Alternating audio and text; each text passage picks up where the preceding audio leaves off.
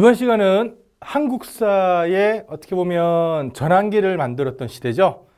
조선시대에 대해서 한번 설명을 해보도록 하겠습니다. 조선시대 하면 뭐가 떠오르시나요? 조선시대 하면 500년 왕조의 역사가 일단 먼저 떠올라야 될 겁니다. 500년 동안 끊임없이 그 왕조가 이어져 내려왔다는 것 자체가 상당히 유례가 없는 일이기도 하고, 그리고 그 500년이라는 세월 동안 조선이라는 나라가 기틀을 유지하게 된 비결도 어떻게 보면 그 세종대왕이 있었기 때문에 가능했는데요. 한국사 역시, 수능 한국사 역시 그 세종대왕에 대한 업적을 크게 강조하고 있고, 세종대왕에 대한 문제는 한 문제씩 빠지지 않고 출제가 된다고 해도 과언이 아닙니다. 조선시대에 대한 얘기를 한번 해보도록 할 텐데요. 조선시대는 크게 이제 조선시대와 이제 근대시대로 나눌 수가 있겠습니다. 근대시대라고 하면 이제 강화도 조약 이후 우리가 일본에게 이제 본격적으로 수탈을 당하고 을사조약으로 이제 외교권을 뺏기고, 그리고 나라가 이제 국권까지 침탈당하는, 그리고 이제 강복 이후까지, 강복 전까지 그 과정을 이제 근대 이후, 그리고 그 이전의 시기를 이제 조선시대라고 묶어서 설명을 드리도록 하겠습니다. 포인트 1, 조선이라 그러면 당연히 조선이라는 나라를 세운 사람이 있겠죠. 고려는 누가 세웠습니까? 왕건, 태조 왕건이 세웠고요. 조선은 태조 이성계가 세웠습니다. 보통 새로운 왕조를 열거나 그러는 왕에게는 조자를 많이 붙이죠. 태조라 그러면 보통 그 왕조를 열었던 시조를 보통 얘기를 한다고 보시면 되겠습니다. 조선은 태조 이성계가 개국을 했는데, 사실 태조 이성계는 고려시대 사람이었어요. 고려시대 사람이었고 고려시대 무장이었습니다. 무장이었는데 위화도 해군을 결정적으로 해서 조선을 건국하게 되죠. 위화도 해군에 대해서 먼저 알아볼 텐데요. 앞에서도 이제 설명드렸습니다. 고려시대를 설명하면서 고려는 무슨 국가라고 했었죠? 자주적인 국가, 자주성을 갖춘 국가, 고구려를 계승한 국가다 보니까 어때요? 중국 입장에서 보게 되면 조선시대처럼 말랑말랑하지 않았습니다. 그러니까 대립각을 세울 땐 세우고, 밀당할 때 밀당하고, 땡길 땐 땡기고, 밀 때는 미는 그런 이제 밀당의 기제가 어떻게 보면 고려시대였는데요. 그 명나라에서 천령위라는 곳을 설치합니다. 천령위가 뭐냐면 요동지역에 설치했던 군사적 행정기구예요. 자, 고려 입장에서는 어떻게 했어요? 고려는 고구려를 계승했다는 이제 어떤 나라입니다. 고구려를 계승한 국가인데, 고구려의 그 원천은 어딘가요? 고구려의 주 무대는 요동반도였죠. 요동볼판이었잖아요. 그 요동벌을 명나라가 천령위를 설치하면서 명나라 땅으로 이제 공고히 하는 거죠. 그게 고려가 발견한 겁니다. 우리의 정신적인 땅이죠. 지금은 비록 우리 땅은 아니지만 우리 선조들이 말을 달리고 우리 선조들이 피를 흘렸던 그 땅에 명나라가 천령위를 설치하니까 고려는 반발할 수밖에 없는 겁니다. 그래서 그 당시 고려 우왕과 최영 장군께서 요동정벌을 추진을 하게 됩니다. 추진하게 되는데, 그 요동정벌의 선봉장이 누구냐면 이성계였어요. 태조 이성계 정벌군이 이제 출정을 하게 됩니다. 하지만 태조 이성계는 위화도에서 싸가지, 그러니까 4가지 불가도로 해군을 요청하게 됩니다. 4가지 중에서 가장 대표적인 것이 일단은 소국, 당시 이제 고려를 소국이라고 칭을 했었고요.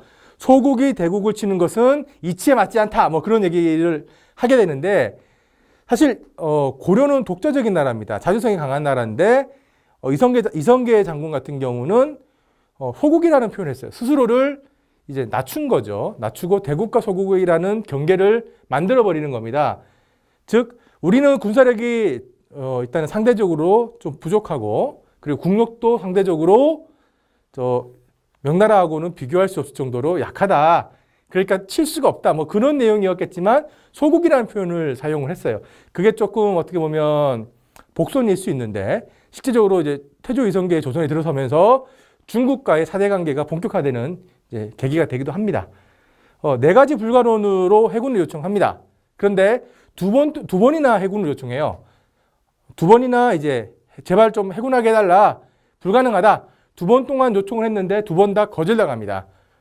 자, 사실 이성계는 거절당할 걸 알고 있었어요. 알고 있었는데 2번이나 기다립니다. 왜? 명분이 필요하니까. 예컨대 이제 1번 요청했는데 이제 거절이 됐어요. 그래서 야, 내가 참을 만큼 참았어. 자, 다 쳐들어가서 고려왕조를 무너뜨리자 이렇게 할 수가 없잖아요. 두 번을 기다리게 되면 그래도 정말 두 번 동안 설득을 했구나. 명분이 서겠죠. 두 번 동안 이건 정말 불가능한 전쟁이다. 나는 정말 이 불가능한 전쟁을 수행하고 싶지 않다. 고려를 위해서. 명분을 쌓은 거잖아요. 명분을 쌓아놓으니까 이제 그 명분을 가지고 위화도 회군을 했을 때 먹혀드는 거잖아요. 부하 장교들에게, 부하 병사들에게 자, 고려왕조의 잘못된 명령을 우리 군사력으로 고려왕조의 잘못된 부분을 어떻게 보면 혁신하자 이렇게 얘기를 했을 때 말빨이 서야 될 거 아니야, 말빨이. 근데 이제 두 번 동안 기다린다는 그 명분을 쌓았기 때문에 위화도 해군이 이제 가능했던 거고요. 위화도 해군이 결국에는 조선 개국의 하나의 신호탄이 되는 역사적 사건이 되는 거죠. 그래서 이제 조선의 건국은 이제 태조 이성계의 위화도 해군을 통해서 이제 시작이 됐다라고 보실 수가 있는데, 참고적으로 채무선 장군 하면 이건 상식적으로도 알아야 될 부분인데, 이분이 그 고려만 우왕 때 위화도 해군이 있었던 시기에 활동하셨던 분이에요. 채무선 장군 하면 뭐가 떠오르시죠? 한국 역사상 최초로 화포를 개발해서 왜구를 격퇴시켰던 인물이고요. 여담이지만 채무선 장군의 후손이 이제 조선시대 때 무장으로 활동을 했는데, 채무선 장군과는 다르게 겁이 많아가지고 이제 조종에서 자, 적을 향해서 싸움을 해라. 적진을 향해서 나가라 했는데 거절해가지고 그 기항도 가기도 했던 그런 후손이 나오기도 합니다. 그러니까 그 선조가 잘났다고 해서 후손이 꼭 후대가 또 잘난 왕이 나온다는, 잘난 이제 후손이 나온다는 그런 법은 없는 거죠. 사실 그 이순신 장군도 마찬가지입니다. 나중에 뒤에 설명을 드릴게요. 자, 태조도 중요하지만 한국사에서는 태종도 중요한 포인트로 인식이 되고 있습니다. 태조는 이성계고 태종은 이성계의 아들이죠. 이방원입니다. 이방원. 여러분 육룡이 나르샤인가요? 그 드라마 보시게 되면 유아인이 사실 이 태종의 역할을 나왔었던 그 드라마고요. 태종은 국왕 중심의 정치를 강화합니다. 쉽게 얘기하면 왕이 중심이라는 거죠. 왕이 모든 권력을 쥐고 중앙 집권 체제를 확립한 태종이고요.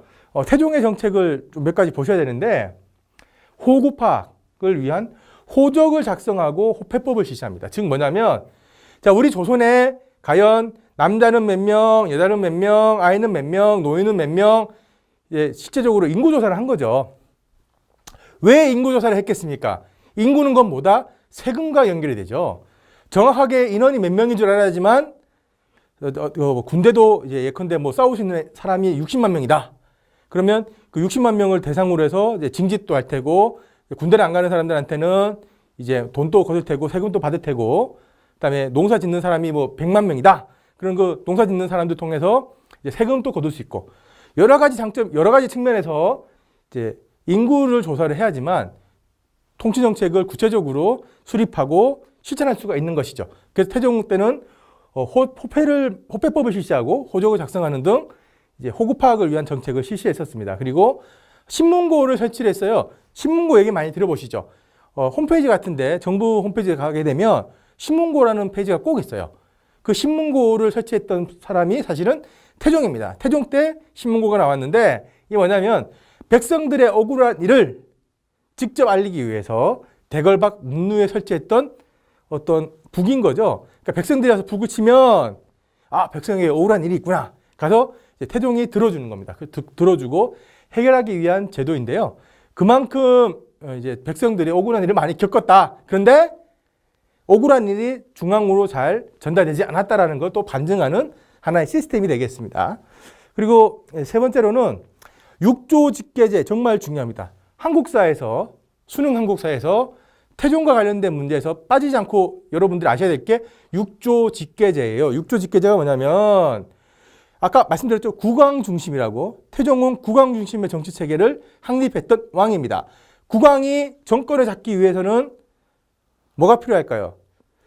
권력을 나눠야 될까요? 아니면 하나로 집중시켜야 될까요? 당연히 권력을 집중시켜야 되겠죠.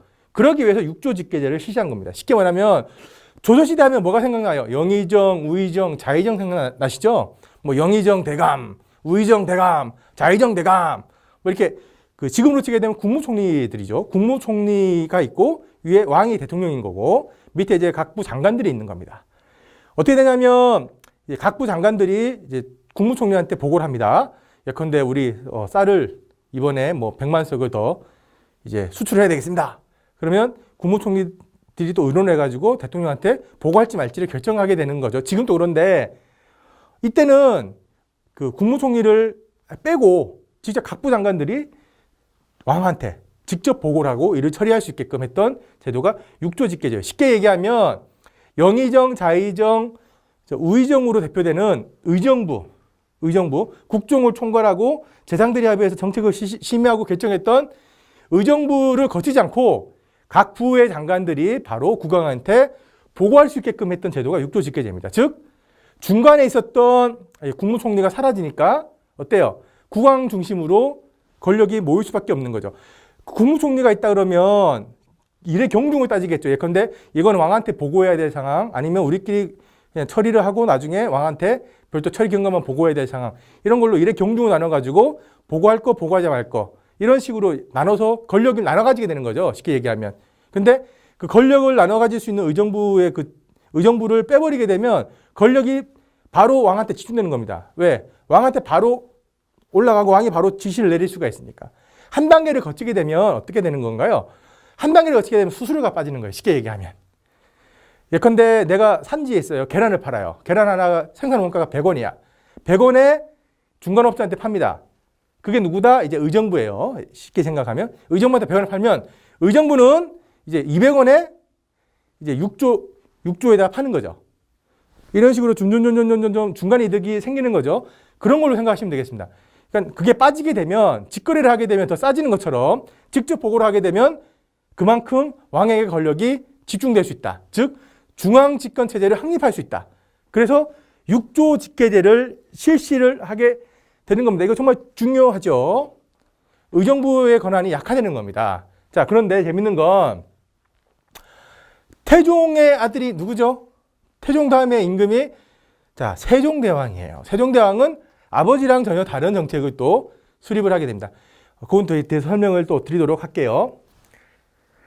세종대왕의 업적을 말씀을 드릴 텐데, 세종대왕은 여러분들 잘 아시겠지만 훈민정음 창제, 우리가 지금 쓰고 있는 한글을 만드신 분입니다. 백성들의 편리한 문자 생활을 가능하게 한 거죠. 그리고 학문 연구를 장려하셨습니다.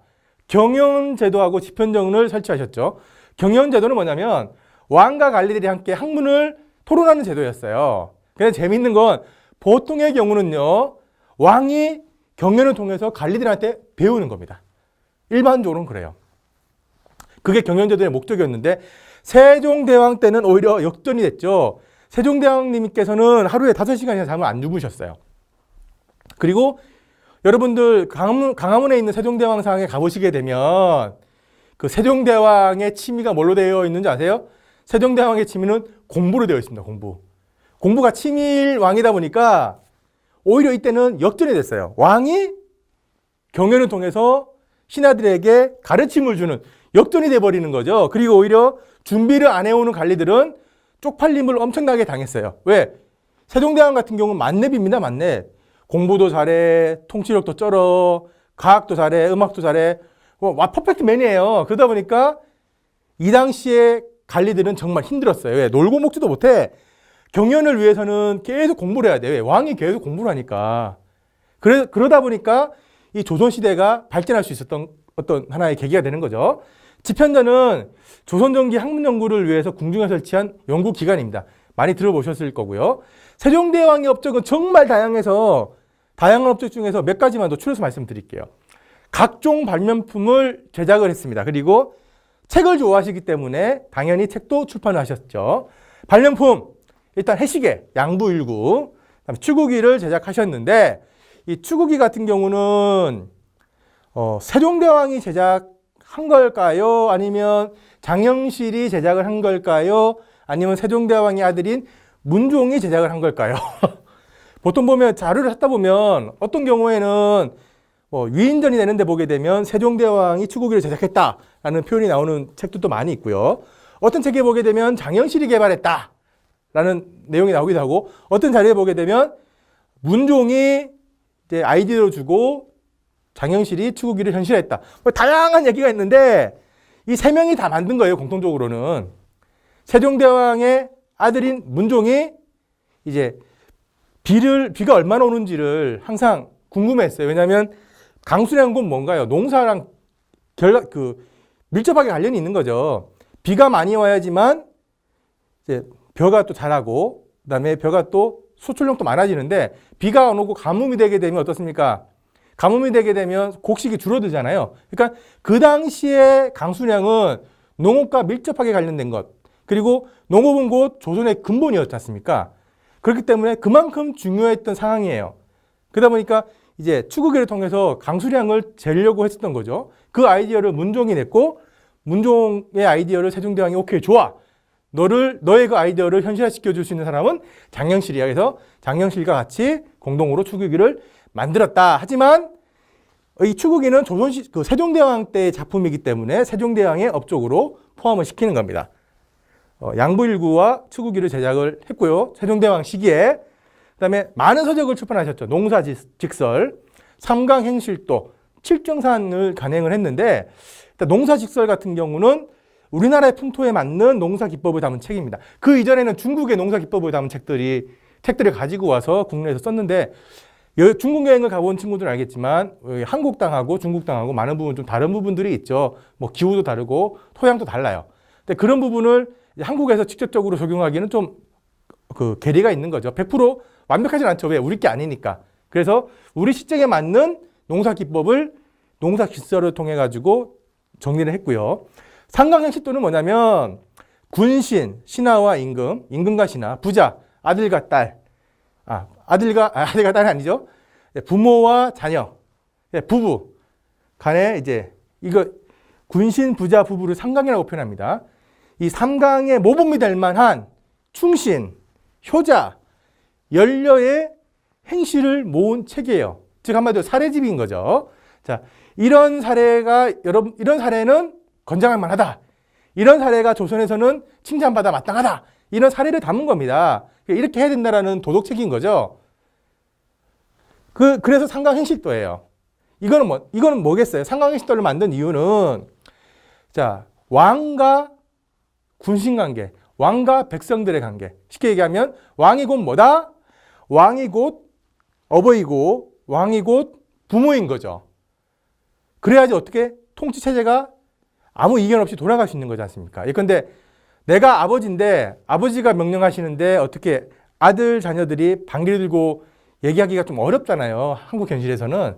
아버지니까 불합리한 명령도 따라가고, 이제 가족이기 때문에 불합리해도 이해하려고 하는 거죠. 그래서 그 가족이 이제 큰 무리 없이 굴러가는 것처럼 조선이라는 나라 역시 하나의 가족 관계로 본 거죠. 그러니까 부모한테 충성하는 게 곧 뭐다? 부모한테 효도하는 게 곧 뭐다? 왕에게 충성하는 것이고 국가에 충성하는 것이죠. 한마디로 쉽게 얘기하게 되면 이 통치체제를 안정적으로 유지하기 위한 하나의 이념서적이라고 보시면 되겠습니다. 예, 이런 사상이 물론 당연히 필요하지만 이 사상을 통치체제에 활용했다라고 보시면 되는 거겠고요. 칠정사는 뭐냐면 우리 시점에 맞는 엽법이에요. 엽법. 쉽게 얘기하면 이 칠정사는 수학적인 책이라고 볼 수 있는데, 세종대왕님께서는 모든 분야에서 탁월하셨습니다. 심지어는 수학 공부도 하셨어요.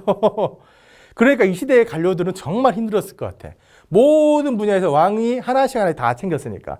그렇기 때문에 역사적인 토대를 닦으실 수 있었던 거죠. 또 업적 중에 하나가 뭐냐면 정벌사업. 세종대왕이 이제 인문적인 분위기가 강한 왕으로 우리가 이해를 하고 있는데, 인문적인 것도 있었지만 국가적인 기틀을 다지는 그 업적들도 많이 갖고 계세요. 정벌 사업도 많이 하셨어요. 여진을 정벌해서 사군육진을 개척합니다. 압록강과 두만강의 국경을 확정하죠. 고려시대보다 국경이 더 올라간 거예요. 그죠? 여진이라 그러면 보통 고려시대에 뭐가 생각납니까? 별무반이 생각나잖아. 별무반은 뭐? 윤관의 별무반은 뭐? 동북 구성을 축조했던 거고, 세종대왕께서는 여진을 정벌하고 사군육진을 개척해서 국경을 확정지었다. 그리고 지금의 대마도입니다. 쓰시마를 정벌을 해서 이제 왜구의 출몰을 이제 잠재우셨던 게 있고요. 그 다음에 아버지 태종과 전혀 반대되는 개념의 의정부 서사제를 시행합니다. 태종은 6조 직계제를 시행을 해서 의정부의 권한을 축소시키고 형식화시키는데 세종대왕께서는 의정부 서사제를 시행해서 6조의 업무가 의정부를 거치도록 만들어요. 그러니까 아버지랑 전혀 아버지가 했던 거랑 반대 길을 걷는데 이걸 통해서 왕권과 신권의 조화를 추구합니다. 사실 이게 가능했던 건 아버지 태종이 기틀을 잘 만들어놨기 때문에 이게 가능했었어요. 쉽게 얘기하면 태종께서 아들에게 위해가 될 만한 외적 세력들, 그리고 반대가 될 만한 세력들, 그리고 공격을 할 만한 아니면 어떻게 뒷다리를 잡을 만한 그런 세력들을 모조리 정리를 했거든요. 정리를 했기 때문에 이때는 세종대왕의 입지가 진짜 신적인 존재였어요. 아무도 시비를 걸지 못해. 외척도 다 죽여버렸으니까 태종께서. 그리고 태종이 세종대왕한테 왕위를 물려주시고 나서도 3년 동안 실제적으로 뒤에서 계셨어요. 상황이라고 해서 실제로 임금은 세종대왕이셨는데 그 뒤에 상황이라고 해서 실제적으로 이제 뒤를 봐주셨던 거죠. 3년 동안. 그렇기 때문에 세종대왕의 이런 업적도 가능했다라는 역사적인 평가가 있습니다. 참고로 아시면 되겠고요. 그 세종대왕 하게 되면 빠지지 않는 것이 전분 6등급과 연분 9등급입니다. 이거 상당히 많이 나오죠. 전분 6등급은 뭐냐면 토지를 비옥도에 따라서 1등전에서 6등전까지 나누고 등급에 따라 조세를 다르게 걷었던 제도입니다. 조선 후기까지 이어졌던 거고요. 연분 9등급은 조세료 한결당 최고 20두에서 최하 4두를 내도록 한 제도인데 인조 때에 영정법으로 변경됩니다. 연분 9등급이 인조 때 영정법으로 변경되는데 영정법은 제가 뒤에서 설명드릴 테니까 넘어가도록 할게요. 두는 참고로 18리터에 해당되는 18리터에 해당되는 단위가 되겠습니다. 이 그림은 세종대왕이 이종무 장군을 이제 시켜서 대마도를 정벌했던 그 기록화가 되겠습니다. 실제적으로 지금 또 쓰시마에 가게 되면 조선군이 정벌했던 그 유물이라든지 기록들이 많이 남아있다고 합니다. 저도 아직 가보지는 못했는데 기회가 되면 한번 가보려고 해요. 여러분들도 수능이 끝나거나 아니면 일본 여행을 갈 때 이런 역사적인 장소도 한 번씩 둘러보셨으면 좋겠습니다. 세종대왕까지 마쳤고요. 다음에는 조선의 통치체제에 대해서 한번 살펴보도록 하겠습니다. 감사합니다.